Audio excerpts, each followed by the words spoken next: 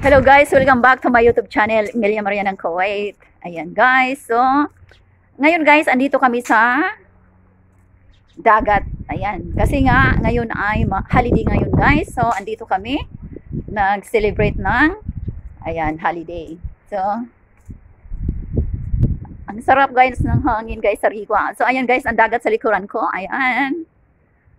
So ayan. So lapit-lapit tayo guys para makita nyo. So, nag-iisa lamang ako dito guys. Ayan. Wala ako sa loob ng kusina. So, ayan. Lapit tayo doon sa dagat at ang ganda ng view. So, ayan. O, diba? Ang ganda. O, ayan. So, ayan guys. Mga cottage yan dyan. Isa na yung aking employer ay may cottage dito. Kaya andito kami. So doon guys, sa banda doon guys, ayan ang Kiran Beach. So yun.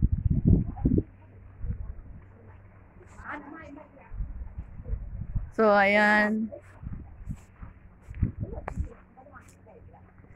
Ayan. So, ang sarap ng hangin guys. Hindi gaano malamig ngayon.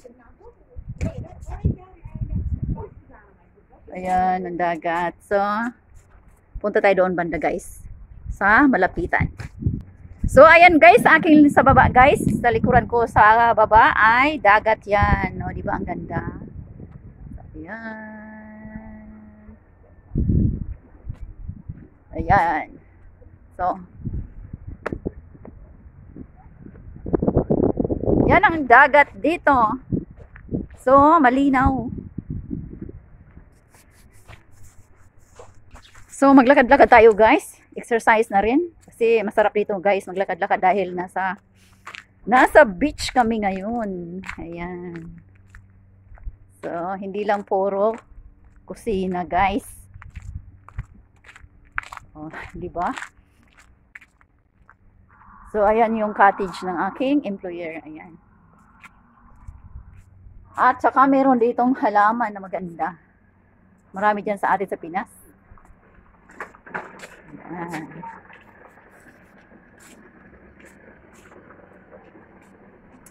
Ayan, ano dito? So, pasok tayo guys sa loob. Ngayon dito ay masaya.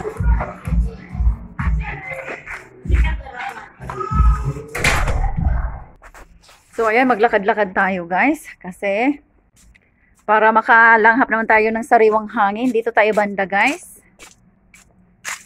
Ayan.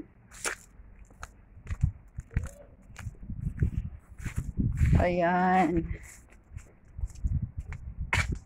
Kasi punta tayo ng park. Ayan, papakita ko sa inyo ang park guys. Kasi may park dito. Ayan. May dagat at may park. So, ito yung park, guys. Ayan. At doon, may mga palaruan ng mga bata. Ayan. So, minsan lang kami dito pumupunta. Ayan, pag holiday lang. At saka may mga importanteng occasion. Tulad ngayon, dahil ngayon ay Independence Day dito sa lugar na to. Diba? Ayan.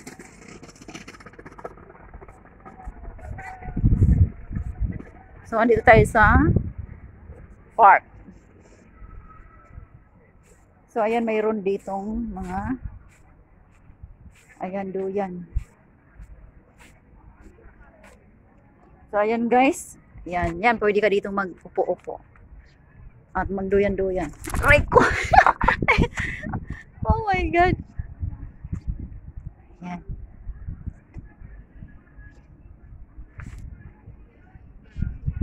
Ayan. So, masarap sa pakiramdam. Ayan. So, doon tayo banda.